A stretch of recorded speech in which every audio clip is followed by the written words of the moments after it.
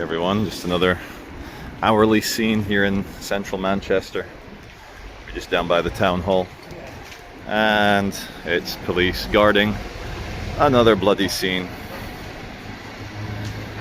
It's getting a bit savage out there, guys.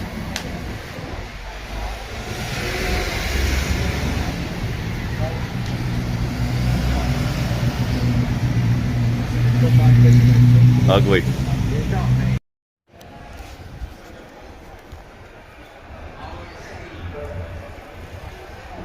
Someone not doing very well in there. There's a lot of blood on the floor.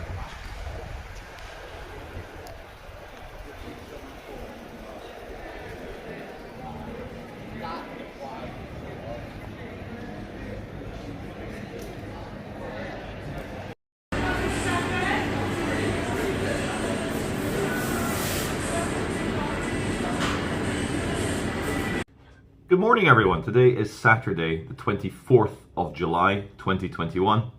I hear there's going to be some rather large gatherings around the world of people who are upset at the very fast movement into a governmental pharmaceutical conglomerate where there's extreme pressure to take medication, even if you're not at risk, even if you're perfectly healthy, and even if you have naturally produced antibodies in your body that have been forged from, you know, us mammals have been producing antibodies for a long time and they're natural. So amidst all this backdrop, I shall present to you Apotheosis for Cyborgs, a divinity for atheists.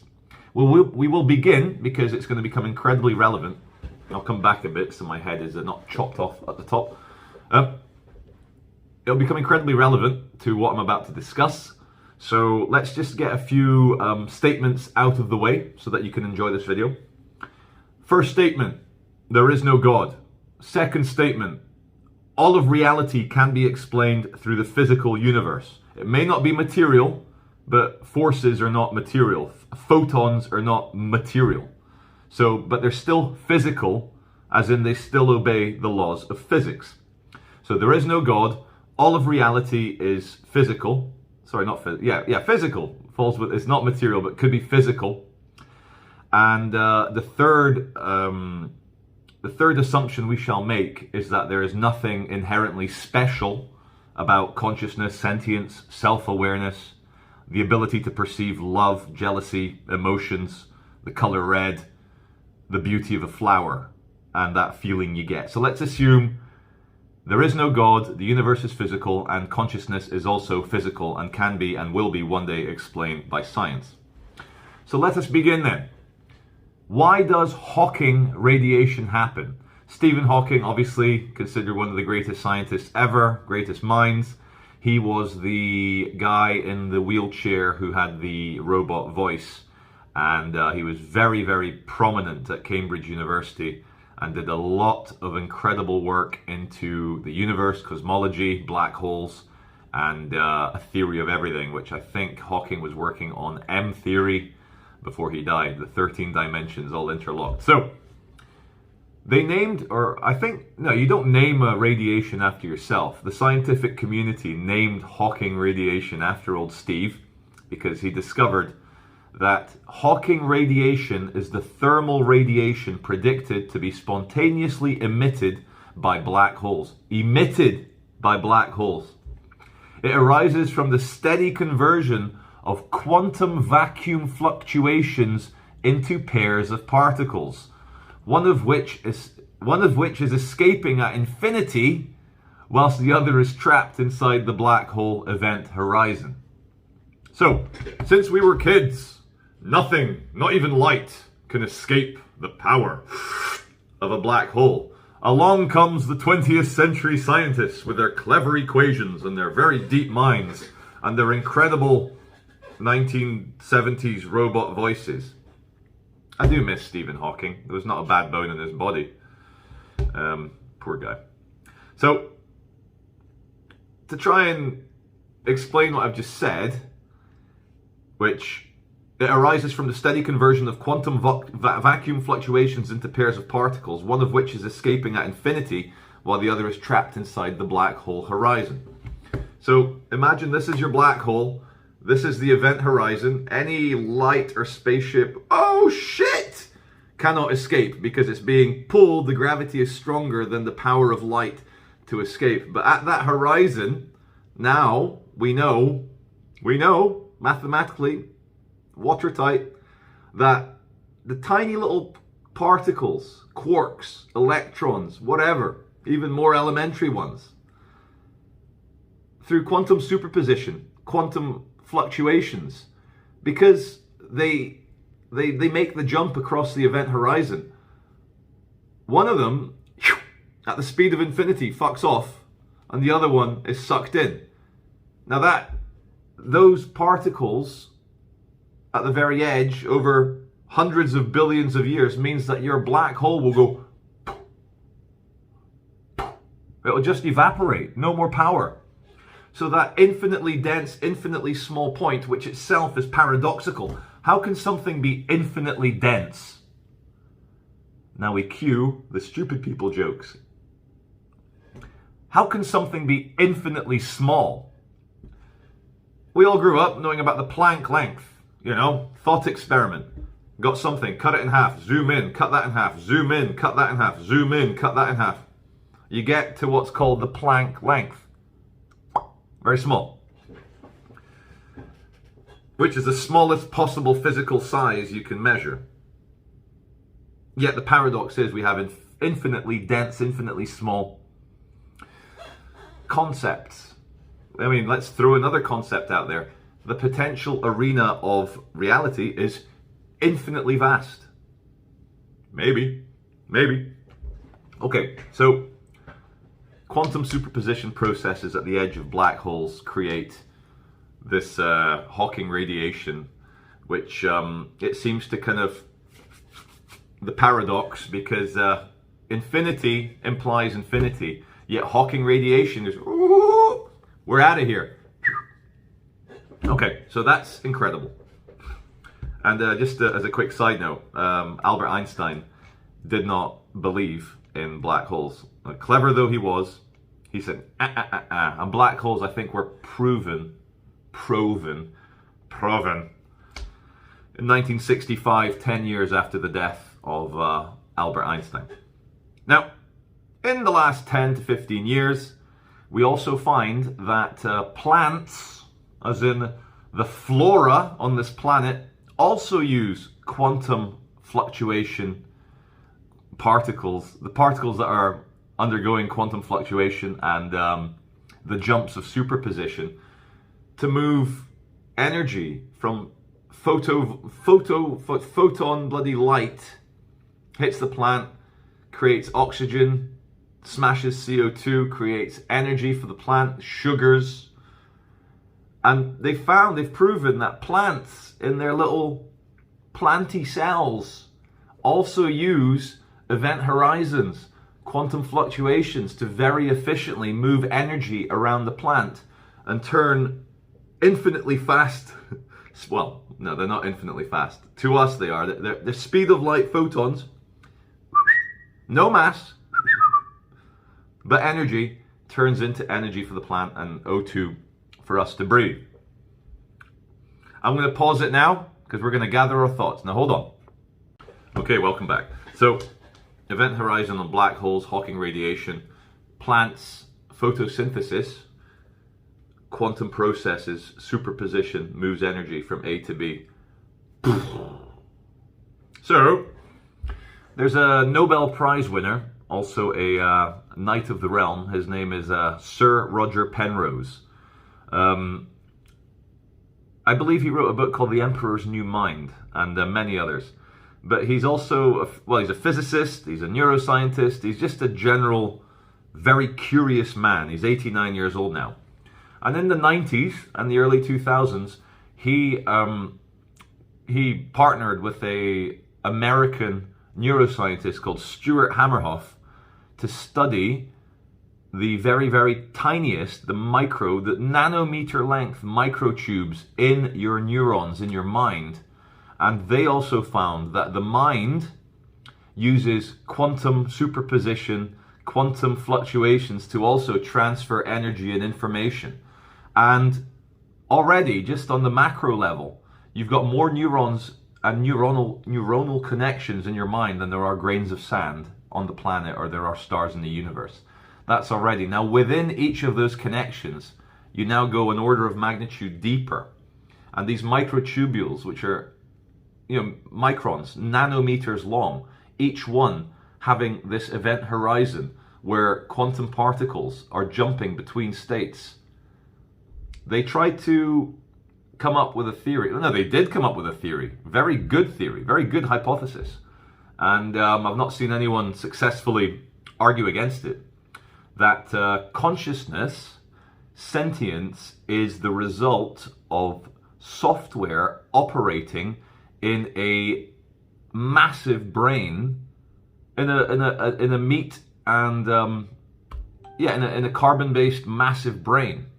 We have this quantum fluctuation. So they found, Stuart Hameroff and the Nobel Prize winner Sir Roger Penrose found that consciousness itself could potentially be explained by physical processes, as in there is no God, there is no magic, there is no woo-woo, there is no soul, there is merely sentience, which is a physical mind using the most advanced quantum computer known to man, because we've not met any further advanced aliens. Our computers and our laptops and PCs are so slow compared to the quantum processing going on in your brain. We're going to take another pause now because I am not a scientist, I'm not a Nobel Prize winner, so I need to just gather a few terms before I move on to my next section to make sure that I don't have all the scientists watching this howling at the screen and calling me an ignorant asshole. You can still call me an ignorant asshole, but I'm going to develop it further for the next section. Okay guys, welcome back. Charlie the non-scientist here, the non-quantum physicist. Before we move on to the next section, I just want to read this out and show you an image. So what we've been talking about, quantum fluctuation or vacuum state fluctuation, is the temporary random change in the amount of energy in a point of space as prescribed by Werner Heisenberg's uncertainty principle. Now, a quick side note, a quote from Werner Heisenberg, who is one of the big daddies in quantum research at the start of the 20th century, end of the 19th century, start of the 20th century. Still blows my mind how these guys chewing pencils, thinking, chalkboards, pencil, pen and paper, managed to figure out all this stuff. It's impossible. Impossible. So, there are tiny random fluctuations in the values of the fields which represent elementary particles such as electric and magnetic fields, which represent the electromagnetic force carried by photons, W and Z fields, which carry the weak force, the gluon fields, which carry the strong force, and so on. So, I can't remember which physicist said that the universe is one of those things that happens from time to time because of the instability of reality, because of quantum fluctuations. Now, here we have an empty bit of vacuum out in outer space, and this represents the, I'll try and show you. This represents the fluctuations in a cubic centimeter of space, okay? See that? Deeply unstable. Now, I did a video recently talking about the paradox. What is the paradox? The Nobel Prize winner again, love my Nobel Prize winners, he won it in the 50s for a novel, a literary philosopher called Albert Camus. Camus won the Nobel Prize, and he developed a theory of the absurd, existential absurdity. And at the heart of absurdity is knowing that life is absurd. That which is born will die. The search for inherent meaning in a universe apparently devoid of meaning, which the vacuum of meaning has been filled up by religions very effectively for the last many thousand years. So, I mentioned the paradox. The paradox is the absurdity. Now, when you sit down and meditate and philosophize deeply enough, really at your core, you realize that outside of temporality, there is a conceptual conundrum, a problem. And the neuroscientist Robert Kuhn, on his amazing series, Closer to Truth, asks everyone, please help me with the ultimate question. And the ultimate question is as follows. Why is there something rather than nothing? When you try and answer that rationally, you are slammed in the face. The giant ballsack of paradox is whipped into your face, and you feel the bloody mass of those testes of absurdity hitting you. Doesn't make any sense. It's like the ultimate question doesn't make any sense. Maybe it's answered by quantum fluctuations in an infinite point. Maybe it's answered by quantum fluctuations of energy appearing in and out of reality and of existence. Who knows, man? And so no wonder our ancestors, who did not have the modern scientific method, you know, of falsifiability and so forth. These guys were much more natural philosophers, much more, I guess, theists in their day. So Christianity has touched upon the paradox, you know, and I think it is conveyed slightly in Father, Son, and Holy Ghost. Obviously, the Father and the Son, you can understand that, but the Holy Ghost in the Trinity, I guess, explains the paradox, that source from which everything comes. And my personal theology is a kind of modern interpretation of the old Christian view. And personally, for me, I struggle with dogmas within Christianity. I struggle with the very archaic ideas of sacrificing your own kid, because I think that comes from other older pagan and ancient customs of slicing an animal's throat and spilling blood on the earth and trying to appease what you consider jealous and angry and vengeful gods. It smells too much of the old Central American and South American empires, you know, the Aztecs, the Maya, and the others, and the Yucatan Peninsula, building pyramids and then chopping up virgins and young men and throwing their hearts and blaming the lack of dead virgins on the failing crops, or blaming, you know, I didn't kill enough 10-year-old boys this week, that's why we've got a solar eclipse. I don't like the idea of a perfect moral person having to be sacrificed like some sort of animal, like a goat at the end of a festival. Don't like that. I wouldn't sacrifice my own kids. There's not a single thing that I would give my child's life for. So I struggle with that. I really struggle with that. But yeah, so I struggle with the dogmas. My interpretation of Christianity, and I know I said at the start we weren't going to talk about religion here and God, but this is relevant. I view religions, and you know, all religions, Islam, Hinduism, the Bhagavad Gita, the old Jewish texts, the really esoteric stuff that you can really get into, and Christianity, the New Testament, the Old Testament. These are all as beautiful and as important and as valuable, priceless almost. If reality is itself and science helps you to be a detective, to have a look at the very foundations of that reality, I believe religion is like painting a masterpiece, a priceless masterpiece, like a Picasso or a Caravaggio or a Botticelli or a Da Vinci, to get the great masters in there, a Leonardo, Michelangelo, Donatello. You know what I mean? So reality is too raw, and religion is like the classical painting, a masterpiece that has been worked on by hundreds of men over thousands of years. And not just any men, probably the greatest thinkers of their time. And coming back to reality as a physical process, something obviously has happened to us where we have hardware.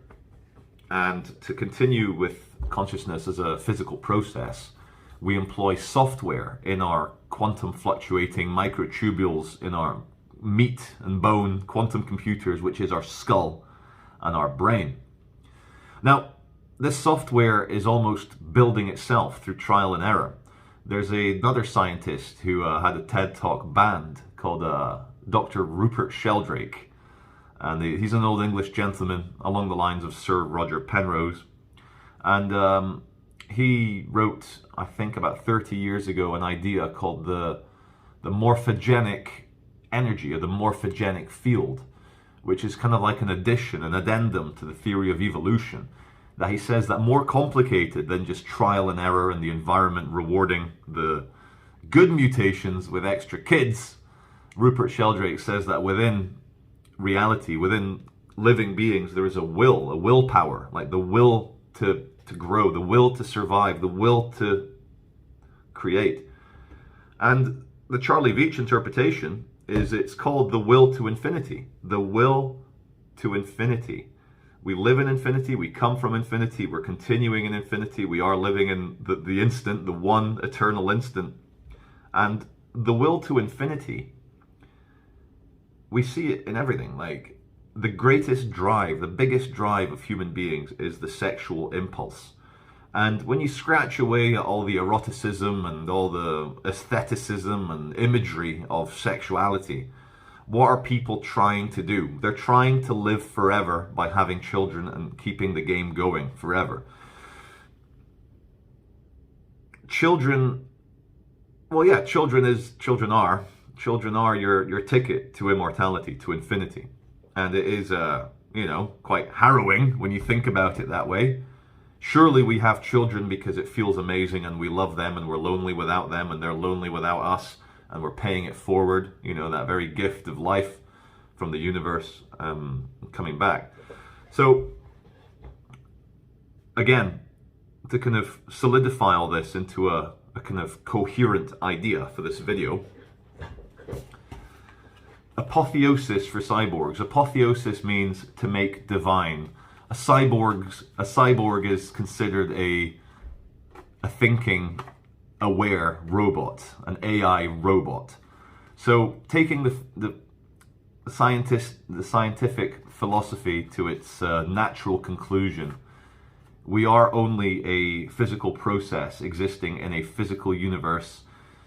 Things can be discovered and will be discovered.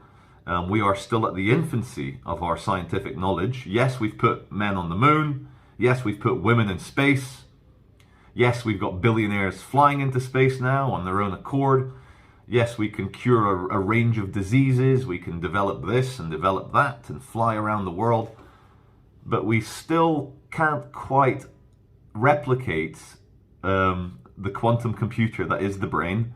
Google's trying, all the other big tech giants are trying. They're trying to create an AI, but they have to cool down the quantum computers to like within 1 degree of absolute zero. We're talking about minus 272 Kelvin, which is pretty much cold. So then they get everything perfect and then they start, oh, that's it, superposition, give us an answer. We're going to mine Bitcoin or we're going to solve some big equation. And then what happens in the scientist's quantum computer? A cosmic particle, a tiny bit of interstellar radiation, probably smaller and less significant than a photon, comes in, and then that perfect frozen absolute zero microchip that's trying to do a quantum computing process, the little cosmic ray, the whole thing is, there's no science anymore, ruined.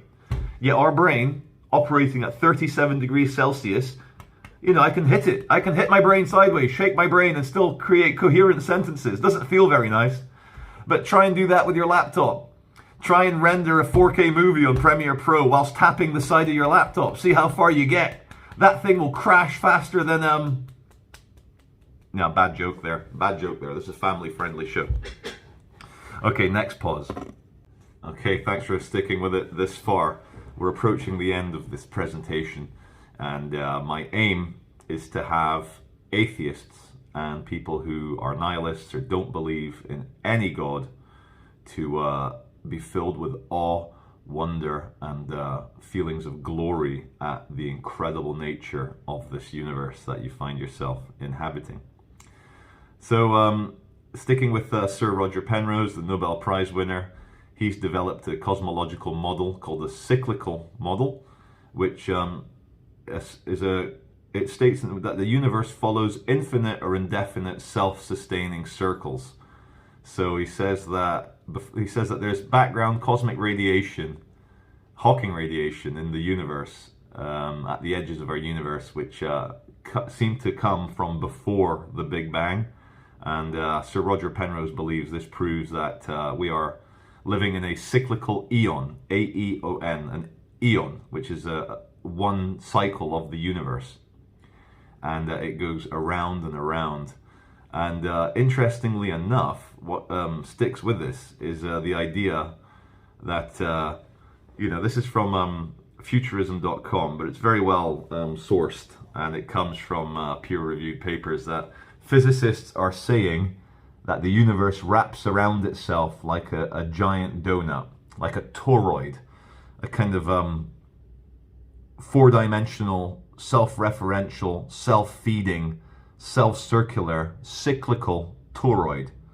Wraps around itself like a giant donut. Okay, that's fine. I watched season 1 of True Detective, where he talks about time being a flat plane and how everything repeats, and the tragedy of human beings believing they are free, but we're just living the exact same donut again and again. So at the very heart of reality, we have the paradox. Why does something rather than nothing exist? And how does consciousness fit into this? And then coupled with this knowledge that it's an infinitely turning donut, that's self-referential, self-feeding, self-spinning. And within that, you have quantum processes of superposition and fluctuation, meaning that nothing is quite as it seems. So the very answer to the question, why is there something rather than nothing, is paradox. It's paradoxical. And within that paradox, you can almost feel it. If you go very quietly, you suddenly see how this is an ongoing process. We are not disparate and disconnected from each other, except on the surface level, except through all the ideas of identity that were fed as a kid. You're Charlie. Hello, Charlie. Welcome, Charlie. Come in, Charlie. Please write your name at the top of your school book. Charlie. Okay. What's your date of birth? And so you're always reinforced with your personal identity as a separate individual. And it's very important politically to be individually sovereign. And all the major religions have some element of the glory of the individual sovereign being. But I believe Christianity above all. And perhaps this is why Western liberal democracy has been, by a long margin, the most successful political system in the world. Now, it's very imperfect, it's open to corruption, and the very things which made us liberal and amazing and tolerant are the very things which can be taken advantage of by people who are hateful or ideologically against us. So I see the human mind. I'll tell you, this is the conclusion, guys. This is the apotheosis. This is the coming into divinity for atheists and non-believers. The entire donut universe is folded in on itself. And human beings, as the zenith of minds on this planet, by far, by a long margin, I'm sorry, doesn't even come close. Dolphins, well done with your flippers. Monkeys, well done with your little sticks eating termites. You're doing very well. But the human mind and the human is literally the universe turned in on itself, coming out as a physical, walking around being. You can think about anything, including this video and all the concepts we've talked about, infinitely. You have children because you honor that infinity, that toroidal donut infinity, by passing your genes on with a partner that you love, that you create children with. You literally create life the way the universe has solved the paradox. Reality is a self-resolving paradox. There is nothing that exists outside it. Reality is reality. It's self-referential. And the reason why, a lot of the time, atheists and nihilists seem to appear like cringeworthy edgelords and teenagers, like mental teenagers is that reality is so incredibly vast, incredible, beautiful, awe-inspiring, loving, that to try and disconnect consciousness, sentience, from the ideas of the transcendental, from the idea of angels and demons and gods, seems a bit trite, seems a little bit fundamentalist from the Christians. Richard Dawkins wrote a very interesting book, and I enjoyed reading it, because especially the bit about cargo cults. What's his name? John Brown, the old South Pacific Islanders developed cargo cults. And I don't think that disproves God, Mr. Dawkins. I think it proves that there is an inherent aspect to sentience, which is that awe of infinity, that awe of the divine.